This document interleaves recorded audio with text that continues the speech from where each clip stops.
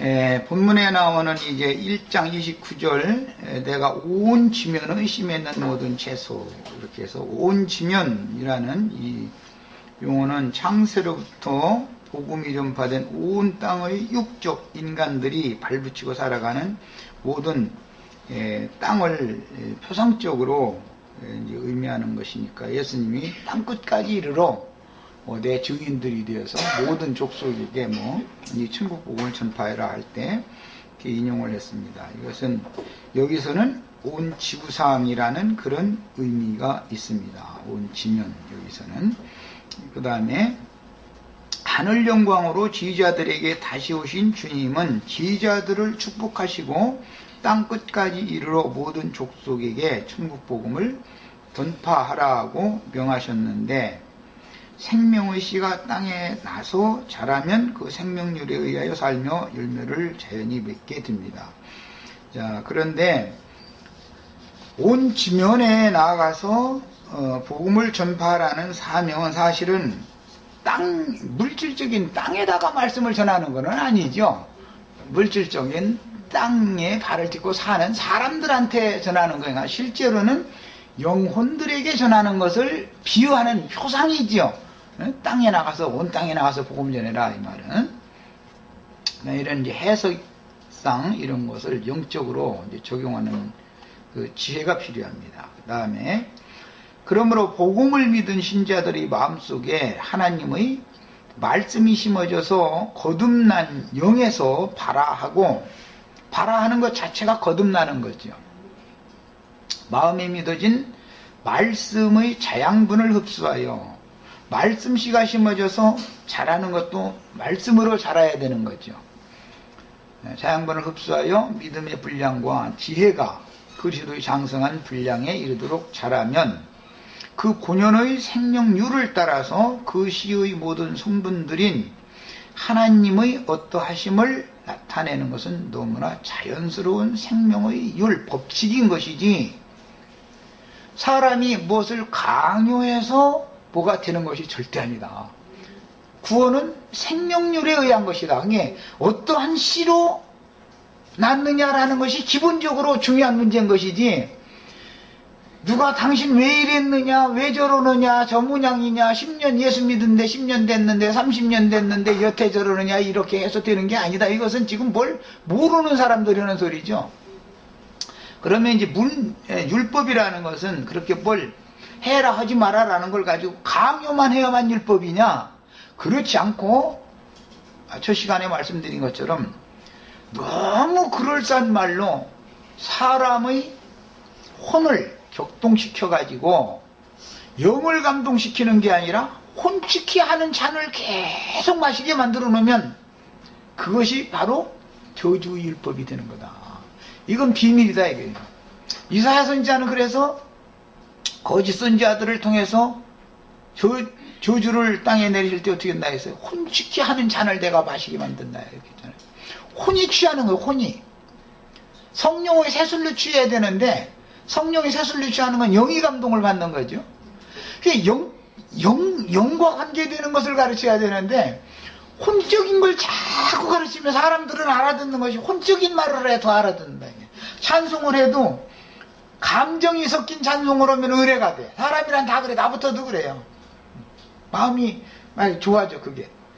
영적인 찬송을 하면은 너무 딱딱한 것 같아. 차가운 것 같고 말이야. 좀 인간미가 나오지 않는 것 같고, 이걸 구분한다는 게 너무너무 어려운 거다는 거예요. 이걸 조화를 해야 되니까 이제. 그러면 이제 그러다 보면 영적으로만 모든 것이 다 치우치면 되냐? 사람이 영만 갖고 있느냐? 혼도 가지고 있으니까 양면을 해야 되는데, 혼적으로 하다 보면은 그 혼이 혈육에 관련된 것과 결탁이 돼 있기 때문에 그 혼을 영에 결탁되게 만드는 것이 영적인 가르침이다. 이게 가장 부르심에 합당하게 행할 줄 아는 사람인 것이지요. 이것을 온전케 된다고 그러는 거예요. 인간 세상을 살다 보면 영적이다 해가지고 말이야, 그냥 너무 냉정하게 말이야, 세상 피도 물도 없는 사람처럼 하자니 이것도 아닌 것 같고, 그렇다고 인간적으로 이거 하자니 또 그것도 아닌 것 같고, 이게 참 혼동이 참 많이 오죠. 특히 엊그제 지나갔는데 8월 대보로 뭐 정월 조아른 날은 아주 입장이 곤란하죠. 이렇게 해도 입장 곤란, 저렇게 해도 입장 곤란. 그런데 그걸 그야말로 지혜롭게 잘하시는데 부르심에 합당하게 행하셔야 돼. 그게 참 그러려면 그게 여간 온전케 되어지지 않아 갖고 어렵죠. 씨를 맺는 것은 이제 성령의 열매를 9가지 열매 막 감성이 그걸 매지하지 마. 다른 사람 보고 자기는 맺지도 못하고 남 보고 가만히 성령 열매가 안 나온다고 이런 사람 치고 자기는 성령 열매가 하나도 못 맺거든. 이런 게 뭐냐, 그들은 생명관계를 너무 모르기 때문에 그런다는 거예요. 어떠한 생명의 씨는 나서 자라면 그 생명을 표현하고 씨를 또 맺어도 그 생명의 씨를 맺는 것이고, 어떠한 생명은 그 생명을 표현하고 그 열매를 맺게 마련인 것이지, 문제는 어떠한 씨로 낳느냐가 중요한 것이지, 사람의 상태만 보고서 이러나 저러냐 해가면서 열매를 보고 말이야 나무를 알아보라겠다고 이제 그 말씀 잘 부려먹죠. 근데 그 열매의 종자가 뭐냐라는 것이 더 중요한 것이지, 그 종자니까 그 나무가 되었고 그 나무에서 그 열매가 맺었던 것이지, 종자를 무시해버리고 나서는 아무것도 안 되는 거죠. 이걸 알아야 된다. 그래서 씨 가진 열매 맺는 채순이, 씨 가진 열매 맺는 나무니, 이런 얘기일 때 씨라는 말이 얼마나 중요한가 성경은 다루는 거다. 씨가 있으면 당연히 땅이 필요한 거죠. 밭이 필요한 거고. 이건 뭐 말할 것도 없는 거죠. 그런데 이제 씨만 비밀스러운 게 아니라 이게 밭도 참 비밀스러워. 또 밭도 씨를 맺는 것은 사람의 마음속에 떨어진 생명과 진리의 말씀이 결실하여 성령의 열매들인, 다른 말로는 이제 빛의 열매다 그랬는데, 열매를 맺는 삶으로 나타나고, 그의 말과 삶을 통한 복음 전파를 인하여 그 생명이 계속 이어지고 번식되는 것을 창세기 1장에서 이미 생육하고 번성하라 라고 복을 주시고 나서 그 축복을 이렇게 이었다라는 걸 알 수가 있습니다. 그러므로 하나님께서 말씀하시기를 창세기 8장 22절에 보면 땅이 있을 동안에는 씨만 있어도 소용없이 이제 씨가 있으면 땅이 반드시 필요한 거죠. 그래서 땅 얘기가 또 나오는 거예요. 이제 창세기 8장 22절에 보면 땅이 있을 동안에는 심음과 거둠과 추위와 더위와 여름과 겨울과 낮과 밤이 쉬지 아니하리라 이렇게 하셨는데, 천국을 상속할 후사의 수가 차기까지는 복음 전파를 통해서 창세기 1장에 하늘에서 이루신 하나님의 뜻을 땅에서도 이루는 하나님의 천국 농사의 이 일이 매 세대마다 반복적으로 이루어져야 된다라는 것을 창세기 1장에서 이미 암시합니다. 그래서 이미 창세기 1장의 넷째 날에는 해, 달, 별 얘기를 한 다음에 일자와 사시와 연한을 이루라라는 말씀을 했었던 거예요. 왜? 농사는 1년에 한 번씩 하니까. 그래서 사람이 복음을 듣고 마음이 믿어져서 영에 발화되어져서 이제 거듭난 다음에 그 혼이 온전케 되어져서 하나님 앞에 그 온전케 되어진 영혼이 시집을 가면, 즉 추수되어져 데려감을 당하면 1년이 지나간 걸로 본다. 이게 하나님에게서는. 사람은 예수를 믿은 다음에 죽는 날까지의 생애를 말하지만 사람으로 봐서는 세상 끝이라고 하는 것이 매 세대에 반복되는 것이죠. 어떤 식물이 땅에서 자라다가 1년 농사 맞춰서 추수가 딱 되어지면 그 식물 자체는 세상이 끝난 거잖아요. 세상이 이제 완전히 없는 거잖아요. 이렇게, 그래서 구약 성경에는 1년의 4계절에 따라서 7절기를 정해서 절기를 지키게 했고, 그 7절기가 한 주기가 돌아가면 1년이 가는 거죠. 6월절로 시작해서 다음에 6월절까지가 되면 한 해가 간 거예요. 그러면 한 번 천국 농사를 한 영혼들을 하나님이 그 세대에 농사를 한 사람들을 누구는 요셉의 단으로, 누구는 다른 형제들의 단으로 이렇게 묵까지 데려가고, 또 이제 요셉의 단과 형제들의 단만 있는 게 아니라 마귀도 농사 졌으니까 저도 단 쳐야 되잖아. 그 이제 가라지, 그 이제 구약 성경에는 가라지 단 얘기는 나오지도 않았는데 신약에 와서 예수님이 가라지 단 얘기도 또 나오는 거예요. 이제 곡식단만 있는 게 아니죠. 마귀도 농사했는데 지 농사 뭐 추수해갈 거둬갈 거 아니겠어요? 그럼 마귀가 거둬가는 영혼이 들어가는 저소가 따로 있고, 주님께서 농사한 것을 거둬가면 그 영혼이 들어간 저소가 따로 있다라는 것을 궁극적으로 알아야 되는 거죠, 이제. 그 다음에 사람들이 지상에 있을 동안에는 하나님의 말씀을 전파하는 말씀의 사역자를 함께 두실 것이며, 이걸 이제 경작자라고 그러고, 우양을 목축하는 사람들이라 이렇게 표현을 하지요. 짐승 기르는 것은 목축자다 그러고, 목자다 그러고, 땅에 농사하는 것은 경작자라고 그래요. 이게 양면이 있는 거예요. 그런데 아벨 대신해 주신 셈 계보에 속하는 사람들, 뭐 이제 우리 지체들은 이제 학교에서 그 셈 계보를 수메르 족속이다 이렇게 배웠죠, 역사책에. 수메르 족속의 대이동 뭐 이런 거 배웠잖아요, 역사책에서. 셈 계보죠. 셈 계보는 유프라데스강, 티그리스강 그쪽에서 발원을 해가지고 바벨이라고 하는 곳까지 이동을 하는, 창세기 10장에 보면 나오잖아요. 그게 이제 셈 민족의 대이동이거든요. 그게 역사에 나오는 이야기죠. 이제 상고시대에 그런 일이 있었다고 그러죠. 그런데 거기에서 또 한 사람 아브라함을 불러내가지고 원 조상의 고향으로 갔다가 네 본토 친척 아비 집을 또 떠나라. 그래가지고 이제는 가나안 땅으로 들어가라. 이제 이래가지고 또 보내는 얘기죠. 이게 이제 성경 이야기죠. 하나님의 씨는 요한 1서에 보면 이런 사람은 마귀와 손댈 수 없는데 왜 그러냐? 하나님의 씨가 그 속에 있기 때문에 그런다 그랬죠. 이만큼 하나님의 씨라는 게 중요한 거예요. 성경은 이걸 굉장히 중요하게 다룹니다. 그럼 이제 씨만 중요한 게 아니라 또 이제 물론 땅도 중요한데, 기본적으로는 씨가 그 속에 하나님의 씨가 있어야 되는데 마귀의 씨가 그 속에 있어서 마귀가 그 앱이면은 이것은 열매를 맺지만 아주 인간다운 거 선한 모습으로 이렇게 나타나면 이게 다 하나님 보시기에는 위선이요 가증한 것들이다.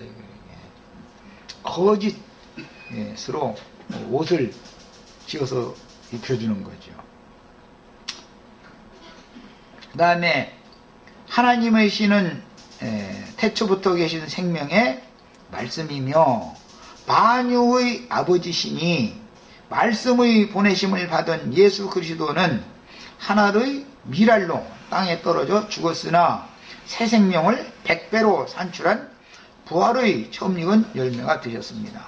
이제 창세기 이삭의 전기를 기록하고 있는 26장 그 부분 보면 이삭이 한 해 동사를 해서 100배로 수확을 했다 그래요. 거부가 되었다. 이제 이게 조아무개 씨가 아주 제일 좋아하는 이제 그 구절인데, 아주 말이냐 부동산에 어디 막 그냥 투자를 했는데 100배로 막 이렇게 늘어나가지고 막 거부된들 축복받으라고. 참 좋은 말이죠. 평창에 가서 돈 있으면 좀 땅, 그런데 지금 다 뭐 땅값 오를 만큼 다 올라버렸는가 봐요. 저 충청도 뭐 어디 또 청원인가 그쪽 지역도 이제는 뭐 가서 땅 지금 사가지고 막차 타면은 이제 오히려 빚져거거나. 전국 땅이나 사요. 이래가지고 100배로 부자 되는 얘기 했었는데, 하나님이 한 분 예수를 세상에 보내서 그분을 죽게 하시고 부활돼가지고 제자들을 또 보내서 천국 말씀을 전하게 했더니 100배로 결실을 해서 하나님이 부자 됐다 그 말이지. 세상에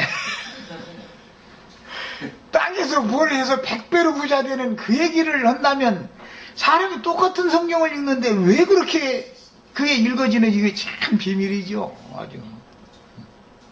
참 비밀이에요, 아주. 예. 제일 부유하신 분은 신약성경 보면 예수님이 본 뒤 가장 부유한 분이라고 그래요. 제일 부자는 예수님이라고 그랬어요. 그런데 일부러 가난하게 됐다는 거예요. 그러니까 또 예수님이 그러면 주머니에 돈이 1원도 없었다 이러고 앉았는데 그게 아니고 예수님이 뭐가 가난했겠어요?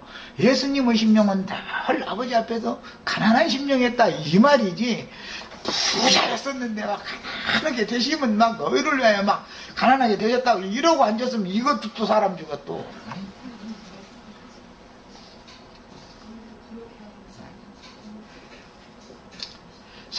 우리 형제 자매님들 억지로 가난하게 되시지 마세요.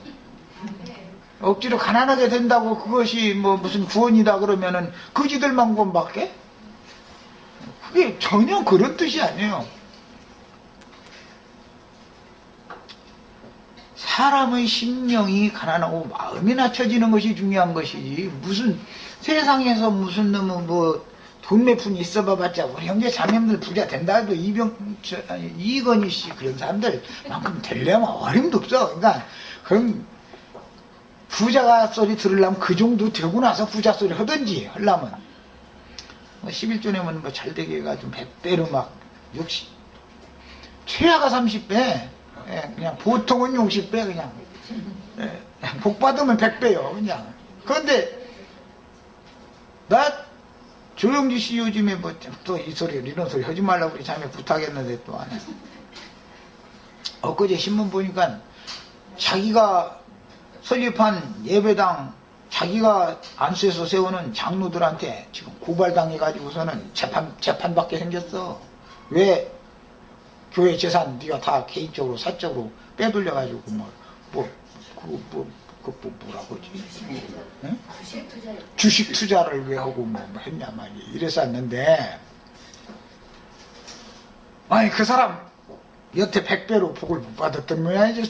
주식 투자 또 오는 거 보니까 이야 이게 이 정도 되면은 이게 그가 얼마나 거짓부렁을 해가지고 사람들을 얼마나 많이 지금 미혹시킨 사탄의 사자였다는 걸 그냥 누구나 다 할 수 있는 일인데 웬만한 사람이면은 금방 할 수 있는 일인데 이런 거 하나도 분별을 못한다면 이건 정말 하나님의 씨가 그 속에 있는 사람이 아니죠. 이거는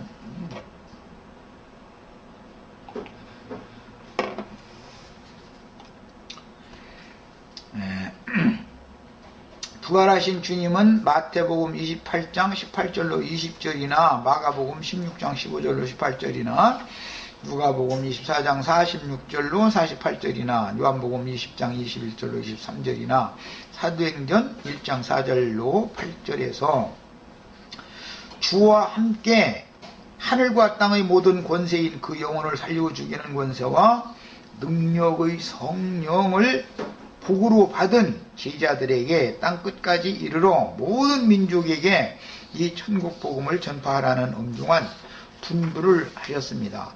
그 다음에 씨 맺는 채소는 하나님의 말씀을 듣고 깨우쳐서 통회하는 심령으로 하나님을 향하는 선한 양심의 사람을 상징한 말입니다. 씨 맺는 채소.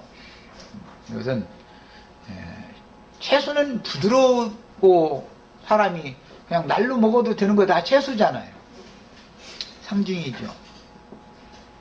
어린아이와 같은 그런 심정을 가진 사람들을 상징하는 말이죠. 그래서 어린아이와 같이 순수하고 단순한 심령의 사람들에 대한 상징으로서 완악한 사람과 대비하는 말이죠. 풀은 육체니까 완악하지요. 대비하는 말이에요. 인간 세상에서도 채소가 생산되는 것은 주인집의 가장 가까운 가장 좋은 밭을 찾은 밭이다 그러죠. 그 다음에 씨 가진 열매 맺는 모든 나무라는 말씀으로 이어졌는데 이 말씀은 거듭난 심령 안에 성령의 열매를 맺으며 그것은 씨가 무슨 씨냐와 관계가 있다라는 이 말씀드렸어요. 밭도 중요합니다. 이건 밭은 나중에 설명할 거예요.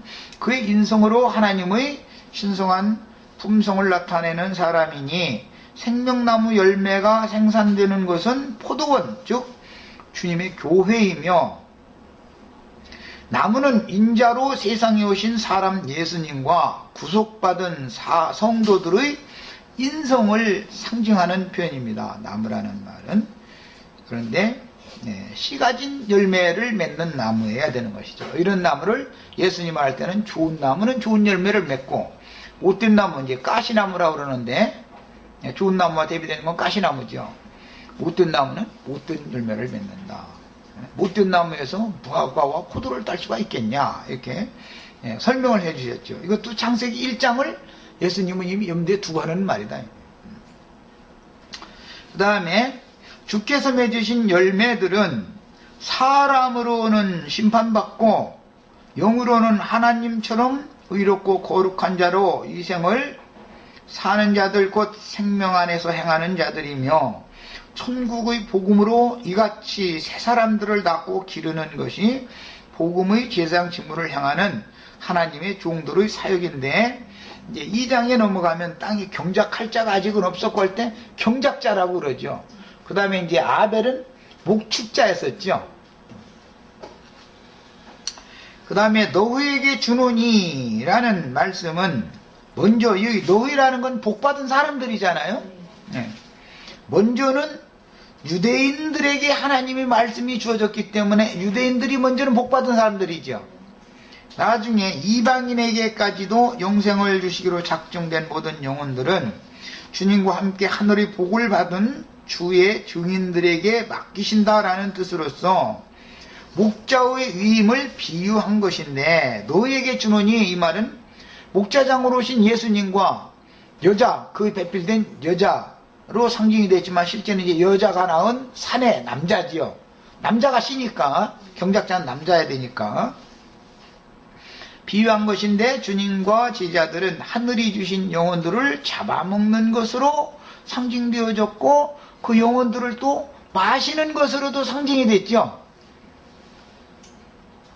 예수님이 사마리아 여자 잡수시고 사마리아 여자 마시는 거 아니에요? 지금 서로 먹고 마시는 거 아니에요? 그러면 사마리아 여자는 예수님을 또 먹고 마시는 거죠.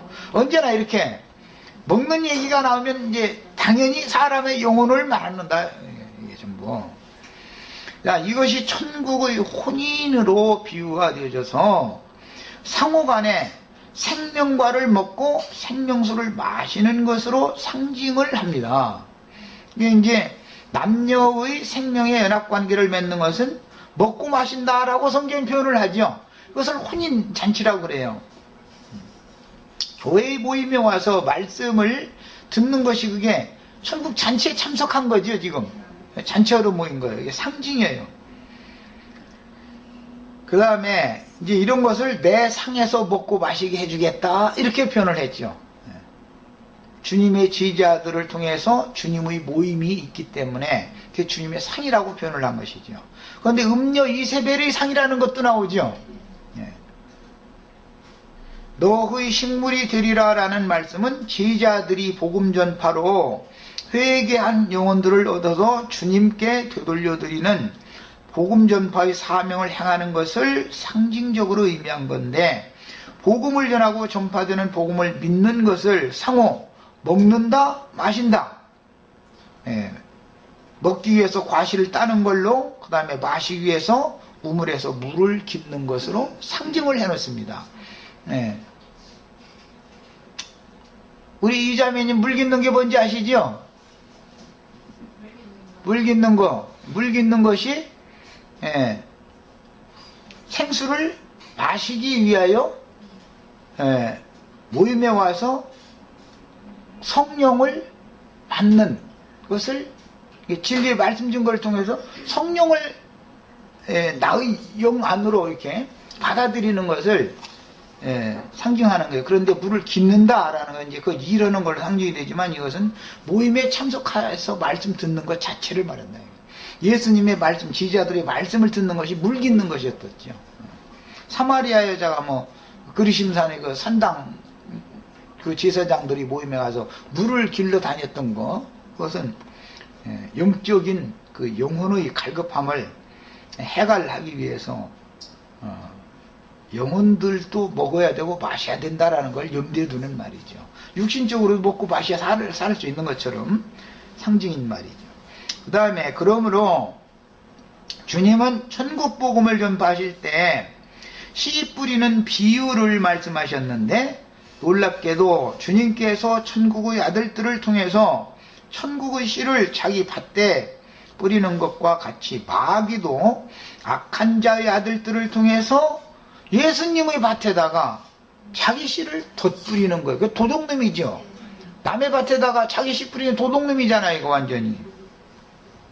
인간 나라에서도 내가 가끔 지만 어떤 놈이 말이야, 친구라고 어떤 아가씨 소개해주고 나서는 뒷전으로 와서는 말이야, 엉뚱한 짓 해가지고 말이야, 꼬여낸다고 또 나가서 또 같이 밥 먹으러 다니고 또 이렇게 하는 그 아이도 좀 이상한 애지만 어쨌든 이제 그런 짓을 하는 것이 이제 상징이다. 그런데 뭐 우리 김기탱제님은 그런 애비는 그게 앵벌이 시키는, 나중에 알고 보니까 앵벌이 시키는 아버지였다고 말해. 그거 책에다가 써놨더만.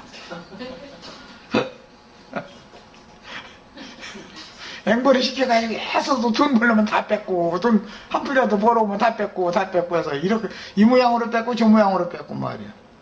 장례촌의 기둥서방이고 그 앵벌이 시키는 애비다 이거 얘기하는. 예배당 목사들 보고 당신 말이야 앵벌이 시키는 애비고 장려촌 기둥서방 노릇 그만하라고 말이야. 만약에 그렇게 하면 그 사람들이 돌 던지기 쉽지요. 아주 너무 표현들이 참 너무 적나라한 표현입니다.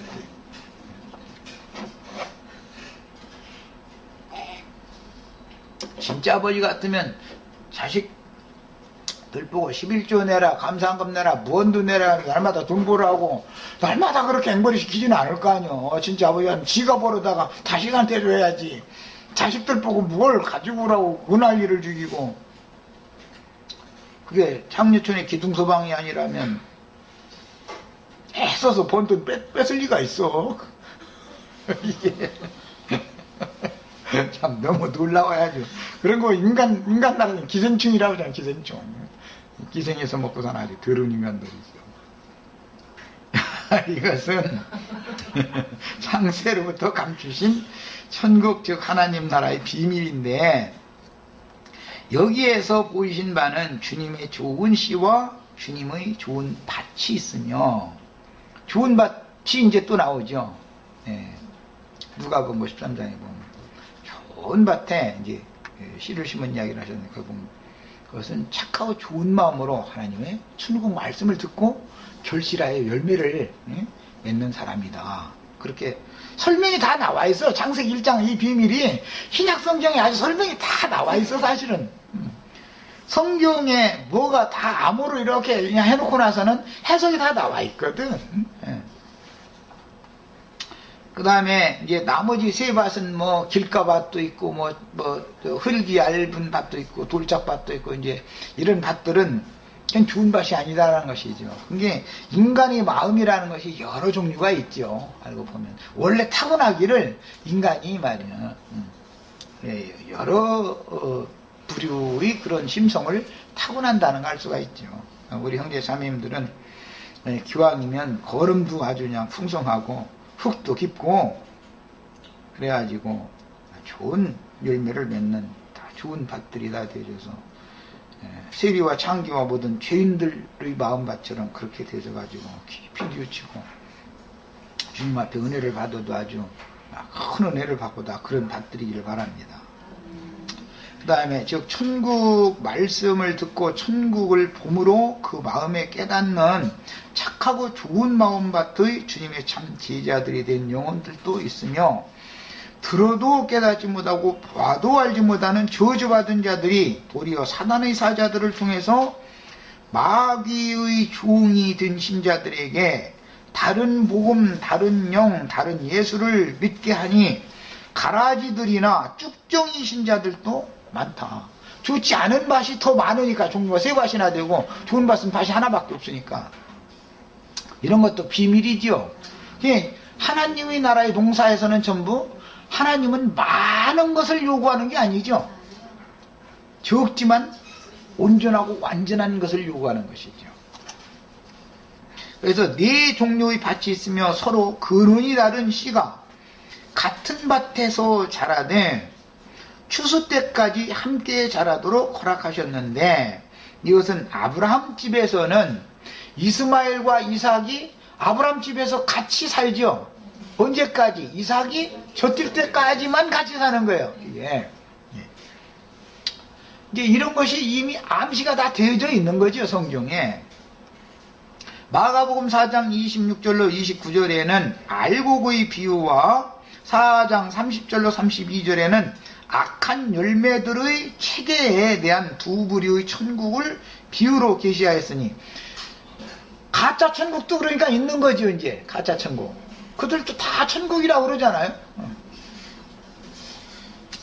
온 지면의 모든 교회들을 대표하는 아시아의 7교회들에서는 곡식과 가라지가 함께 자라므로, 그 7교회들은 좋은 맛인 교회는 필라델피아 교회 한 교회밖에 없고, 나머지는 전부 버릴 것, 그 다음에 칭찬이 섞여 있죠.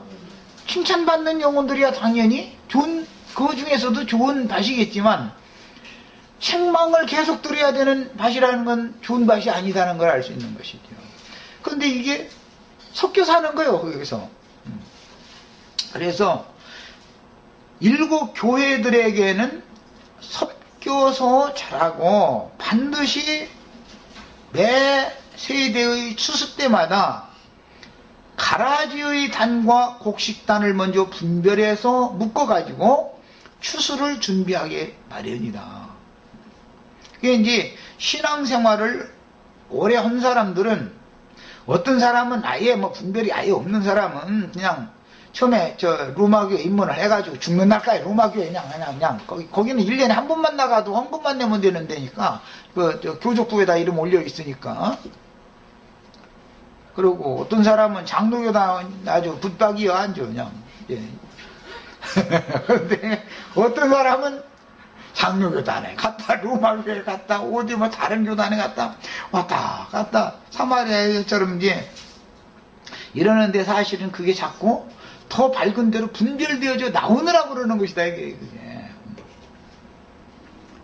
그 다음에 누가복음 13장 19절에서는 사람이 자기 체전에 갖다 심은 겨자씨 하나를 같으니 자란 후에는 나물보다 커서 나무가 되매 공중의 새들이 와서 그 가지에 깃들이느니라 라고 하셨는데, 이 말씀은 에스겔 31장이나 다니엘 4장에서 이게 제인용하는 말이죠.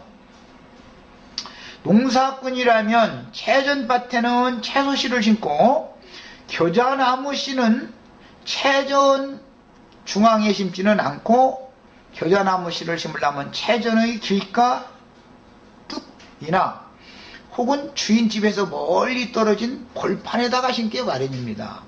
나무라는 건 벌판에다가 심든지 뚝에다가 심는 것이지, 밭뚝에다 심는 것이지, 밭뚝에다가 그 채전밭 가운데다가 나무를 심을 리는 없지요. 농사꾼이 종자도 몰라보고 씨 뿌릴 리는 없잖아요. 그래서 천국농사의 비유로 설명해 주신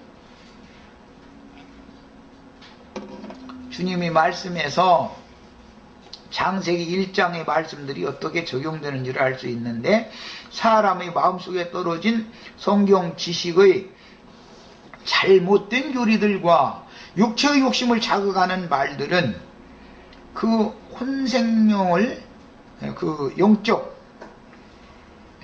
혼생명을 혼취케 해서, 그러니까 혼을 취하게 만드는 말이 너무 현란하지요. 대부분 보면 이제 대부분은 감정적이고, 이제 감정에 호소를 하는 경우는 대부분 그게 혼적인 말이죠. 영적인 말은 냉철하게 뭘 이렇게 딱 갈라내고 분별하는 말이잖아요. 그러니까 좀 이제 분별이 오지요, 이게. 그래서 그 생명을 순수하게 자라지 못하게 하며 혼잡한 말씀들이 사람 속에서 굳어진 관념을 형성하므로 변질되어지고 굳어버린 견고한 체계를 세우게 되는데 이것이 큰 성 바벨론의 원인이 됩니다.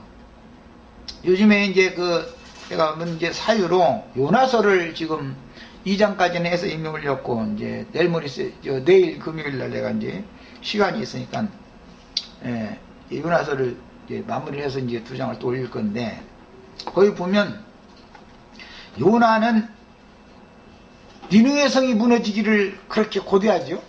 하나님은 누가 무너지기를 원하는데 지금?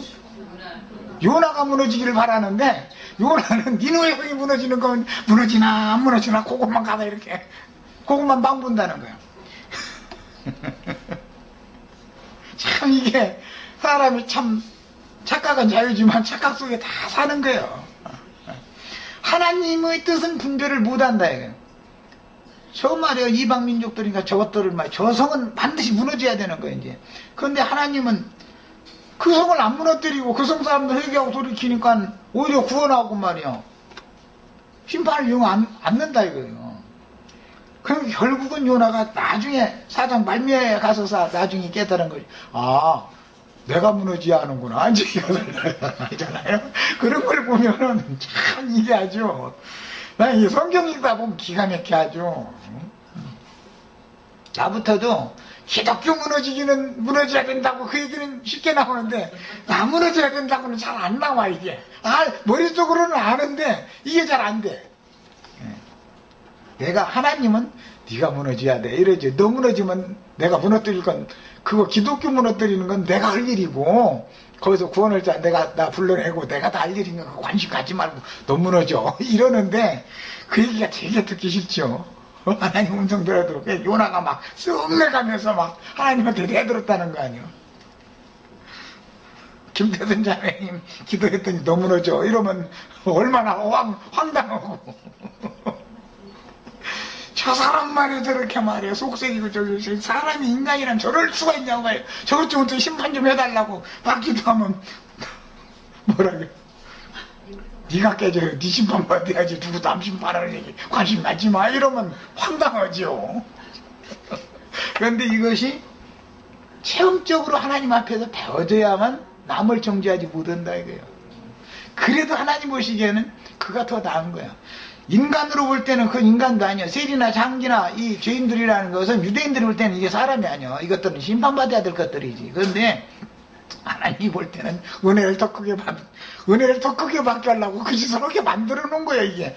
그런데 그걸 보는 사람이 눈으로 볼 때는 나의 오름으로 보이냐. 이거는 저것도 그냥 하나님 말이요. 사람이란 저거 그냥 쓸어버려야 되는 거거든. 그런데 니네 성은 언제나 무너지나 하고 이러고 바라보는데 안 무너지더라는 거예요.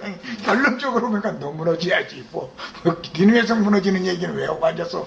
이러니 정말 참 세상 말로 기찬 얘기지요 이게.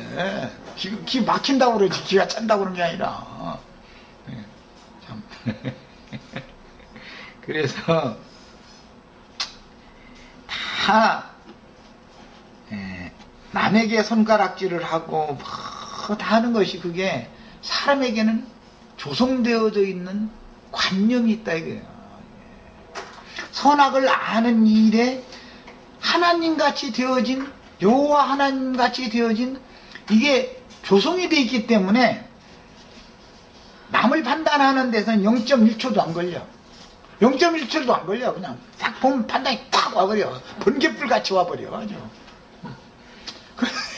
남이 나를 판단하는 얘기하면 막 속에서 막 끓어 막 이렇게 살 수가 없어. 막 누가 와서 내 귀에다 대고 막 사랑합니다 라든지 뭐 축복합니다 하면은 그냥 쳐다보고 웃어주는데 당신 말이야 사람이 말이야 되지 못했잖아. 당신 말이야 남에 대해서는 이렇게 말이 많으면 당신 하는 건 뭔데 잃어버리면은 막 속에서 막 뒤집어 이게 막. 그래서 남말을 안 들으려고 그러지요. 자기 옳은 것이 강한 사람은 남말을 안 듣죠. 우리는 여기서 구원받아야 되겠습니다. 그러려면 이게 먼저 나 자신을 부인하는 것이 이게 정말 쉬운 게 아니야. 그래서 자기를 부인하고 첫째가 자기를 부인하고 그 다음에 자기 십자가를 지고 나를 쫓을 것이니라. 그렇지 않는 자는 나에게 합당치 않다. 하나님 나라에 합당치 않다. 이제 이랬는데 참 그게 쉬운 말이 아니죠. 그 다음에 공중의 새들은 길가에 떨어진 천국의 씨를 먹어버리는 악의 영들이며, 이 악령들의 처소기 때문에 궁창 하늘을 만드셨던 둘째 날은 하나님이 보시기에 그냥 좋다고 하자니, 무슨 공중에 무슨 참새만 날아다니 비둘기만 날아다니는 것이 아니니 그것만 봐서는 좋다 해야 되는데, 부정한 새들이 더 많으니까 그냥 좋다고 하는 거야. 입 다물어버려. 그 둘째 날 궁창은 창조한 게 아니라 그 만든 날인데 입 다물어버렸어 하나님이. 딴 날은 다 좋다겠어. 참. 공중권을 잡은 악의 형들이 거기 판치고 거기서 권세부를 처소를 악령들이 처소로 너는 여기서 살아오고 지어주실라니까, 지은 게 아니지 만들어는 주셨지만 하나님 보시기에 좋은 건 아니었죠. 마귀 짓져놓고 나서 좋아할 리가 없죠. 마귀 처소를 지었는데 하나님이 좋아하실 리는 없는 거잖아요.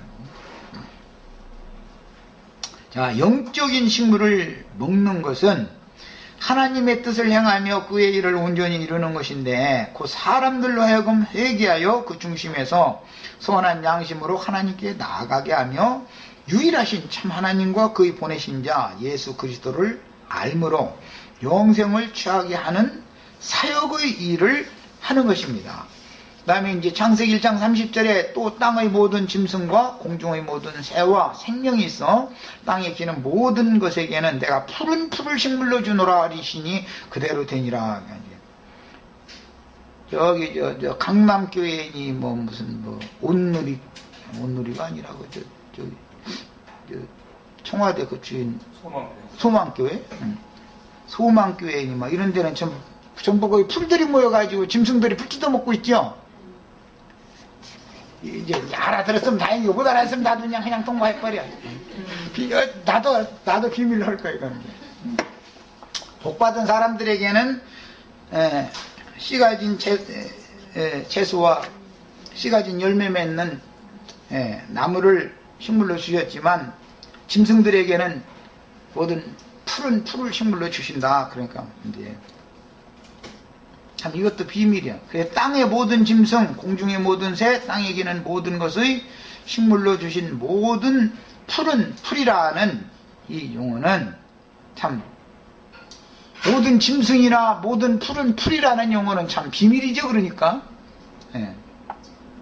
소망교회는 목사도 많아. 여의도 뭐 순복음교회는 목사도 많아. 거기 짐승들이 그냥 거기서 이제 풀 뜯어 먹으려고 그냥 막 풀농사 짓는 건지. 그런데 풀은 비료 안 줘도 잘도 돼. 비 안 와도 안 죽어, 그건. 풀들은 번성도 잘해. 이야, 이런 것도 보면 참 너무 놀라워가지고. 그래가지고. 피조세계의 영장이지만 잠깐 있다가 시드는 불완전한 사람의 육적 생명의 여러 가지 상태들을 모든 푸른 풀들이다. 이렇게 표현했고, 짐승도 아주 각색 짐승이죠. 그런데 만약에 문자대로 그걸 해석을 한다면 호랭이나 뭐 독수리나 이런 것들이 풀은 풀 뜯어먹고 살지는 않잖아요. 뱀이 풀 뜯어먹고 사는 건 아니잖아요. 그러니까 이것은 말하고자 하는 어떤 의중을 감춰놓고 있는 비밀이 말인 것이지 그냥 휙 읽어 넘어가는 거예요. 땅의 모든 짐승과 공중의 모든 새와 그 다음에 땅에 기는 모든 것에게는 내가 모든 푸른 풀을 식물로 주노라. 그러면 말이에요. 그때는 말이야 다 모든 짐승이 풀 뜯어먹고 살았어. 이래버려. 이제 3장으로 가면 그때 당시는 뱀이 말이야 사람하고 대화도 나누고 막 이랬다고 또 잃어버리고 이렇게 나와버리면 말이야 이게 정말 이런 사람들 무슨 재주를 그래 이걸. 참 그래서 나같이 성경 해석을 이렇게 가르치는 사람 만나면 돌 던질 수밖에 없어. 이거는 너무 참 사람들이 생각과는 너무 하나님의 생각과 인간의 생각이 너무 거리가 멀다는 걸 알 수가 있는 거예요. 그 다음에 이런 표현은 고양이나 들개나 호랑이나 사자나 하이에나 등과 같은 포악한 육식성 짐승들이나 독수리나 까마귀, 갈매기, 부엉이 등 같은 육식성 날짐승들에게나 발이 여러 개가 있어 기어다니는 짐승들에게나 뱀 등과 같이 배로 다니는 들짐승들에게 먹이로 주시는 나라는 그런 물질적인 음식물을 말하는 것이 아닙니다. 성경의 의도는 어떤 예수를 믿는데, 성경 구속사를 처음부터 다루기 때문에 예수를 믿는데 어떠한 예수, 어떠한 영, 어떠한 복음을 전하는 자들에게는 풀을 주고 식물로 주고, 그럼 풀을 짐승들이 뜯어 먹으면 그 풀이 그 짐승을 이루는 거예요. 짐승의 복음을 이루는 거예요. 그러면 또 이제 먹는 자를 또 먹히는 자가 또 같이 또 먹어 마시고, 이것이 성경에 나타나는 비밀이에요. 이것이 먹고 마시는 게 이게. 그 겉으로 볼 때는 그런 모든 육식성 짐승들은 풀을 먹지 않고 있으므로 이런 모든 말씀들은 감춰진 영적인 말씀들로서 구속사에서 모든 영혼들은 반드시 먹고 마셔야 된다라는 것을 전제로 해서, 육에 속한 인도자들은 육신에 있는 영혼들을 잡아먹는 거예요. 육체를 먹는 거니까. 육은 육끼리 먹는 거예요. 육식성 짐승으로 상징이 됐다 이거예요. 육체는 육을 잡아먹는 거예요.